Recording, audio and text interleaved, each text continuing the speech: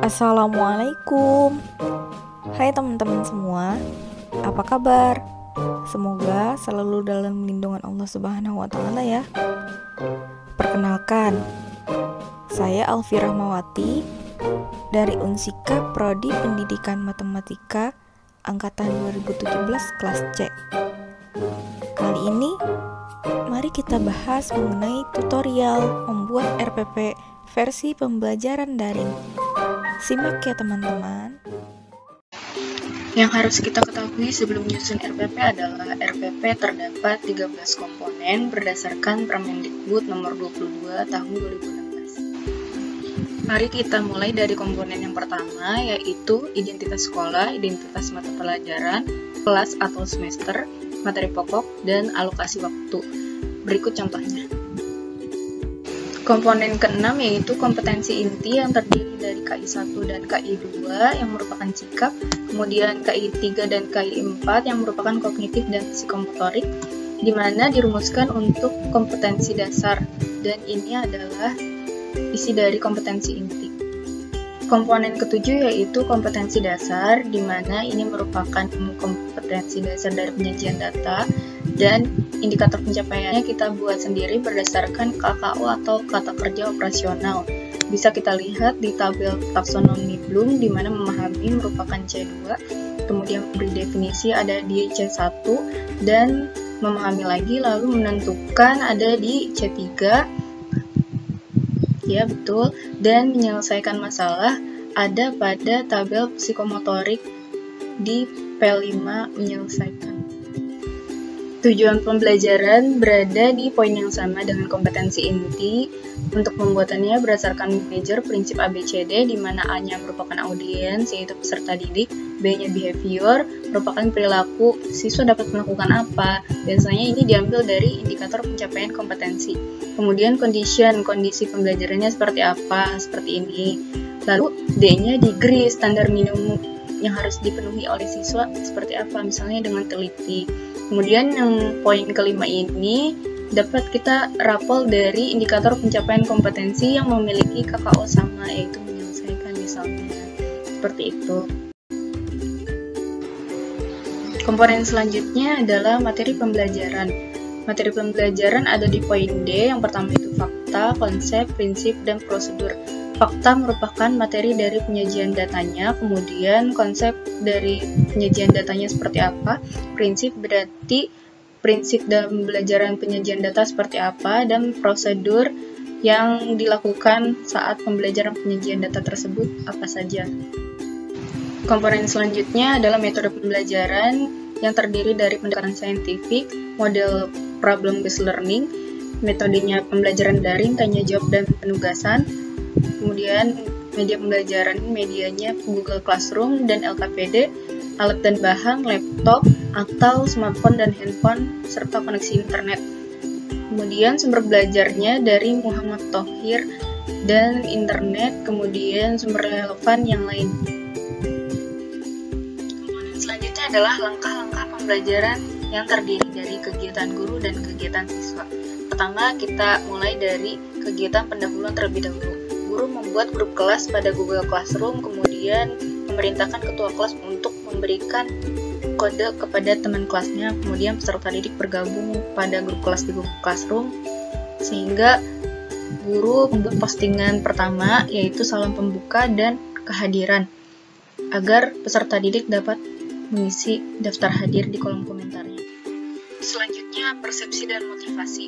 Guru membuat postingan kedua yang berisi tentang pertanyaan mengaitkan materi pada pembelajaran hari ini. Dan siswa merespon memberikan opini pada komentar postingan kedua tersebut. Guru juga memotivasi dengan memberikan contoh. Selanjutnya, pemberian acuan. Guru membuat assignment berisi dokumen LKPD materi penyajian data dalam bentuk tabel dengan durasi waktu pengumpulannya 2 jam. Kenapa? Karena banyak siswa yang kadang jaringannya tidak mendukung untuk mengumpulkan tugasnya. Lalu, guru membuat peraturan jawaban LKPD, boleh diketik dengan mengedit dokumen maupun ditulis tangan dan scan. Saya rasa untuk anak kelas 7 zaman sekarang sudah mengerti bagaimana cara men-scan. Guru memperbolehkan peserta didik berdiskusi dengan teman sekelas maupun keluarganya. Mari masuk pada kegiatan inti dari sintak model pembelajaran PBL. Yang pertama adalah orientasi peserta didik pada masalah.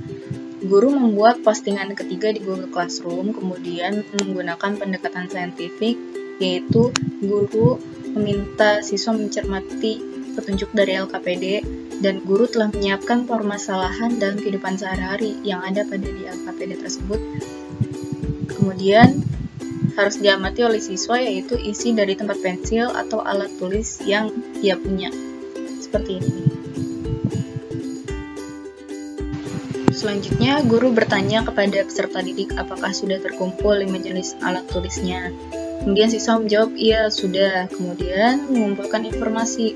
Guru meminta peserta didik menyebutkan 5 jenis alat tulis dan mencatatnya dalam tabel yang ada pada LKPD tersebut. Kemudian menghitung jumlahnya.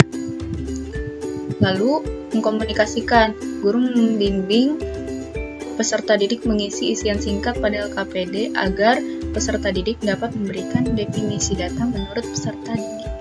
Seperti yang ada di bawah sini, ini merupakan isian singkatnya dan ini merupakan pemberian definisi oleh peserta didik.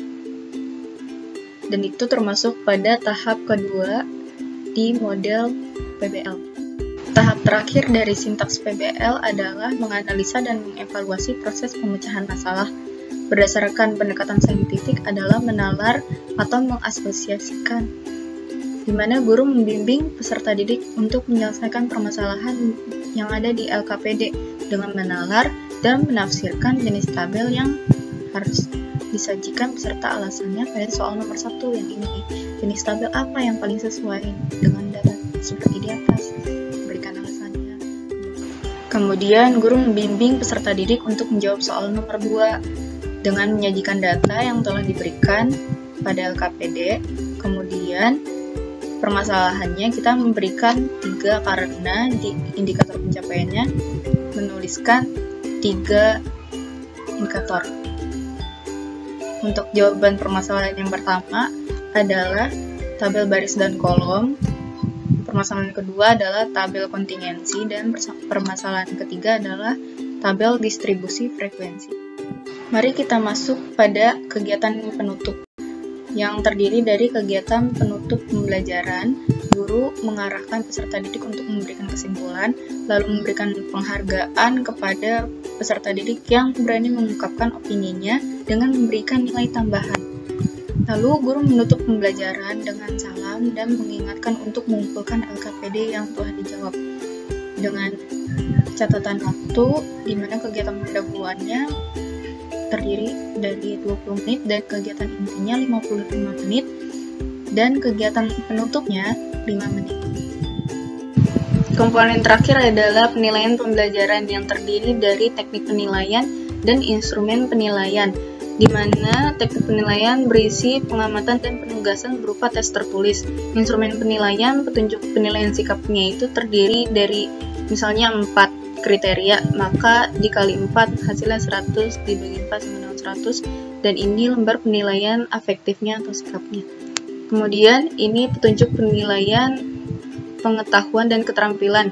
Caranya dengan jumlah skor menjawab benar dibagi dengan banyak soal dikali 10, dan ini merupakan lembar penilaian kognitifnya. Yang terakhir adalah instrumen penilaian dari soal pengetahuan. Terima kasih telah menonton video ini. Video ini dipersembahkan untuk perkuliahan perencanaan pembelajaran matematika yang diampu oleh Ibu Ramlah MPD. Semoga bermanfaat. Wassalamualaikum warahmatullahi wabarakatuh.